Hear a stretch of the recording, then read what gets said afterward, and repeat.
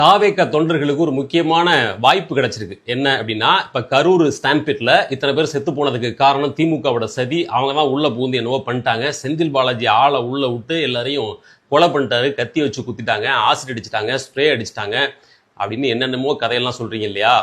இந்த சதி உண்மையா இல்லையா அப்படின்னு ப்ரூவ் பண்றதுக்கு இப்ப சூப்பரான சந்தர்ப்பம் வந்திருக்கு. அது என்னன்னா, உங்களோட கட்சி தலைவர் விஜய் பயன்படுத்துற அந்த பிரச்சார வாகனம் இருக்குல்ல, அதை சுத்தி 24 ஹை குவாலிட்டி கேமரா ஃபிக்ஸ் பண்ணி வச்சிருக்காரு. எல்லாமே சிசிடிவி கேமரா.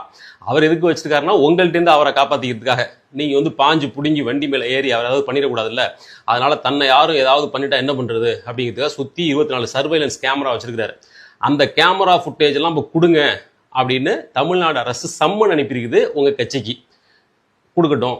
அவர் கொடுத்து பாருங்க, இந்த சிசிடிவி ஃபுட்டேஜ் இதுதான், இதுல வந்து இப்படி எல்லாம் வந்து கத்தியால ஊத்திருக்காங்க, ஸ்ப்ரே அடிச்சிருக்காங்க அப்படின்னு நீங்க குற்றச்சாட்டு சொல்றது எல்லாம் உண்மையா இல்லையாங்கிறது அந்த ஃபுட்டேஜை கொடுத்தா தெரிஞ்சு போயிடும்.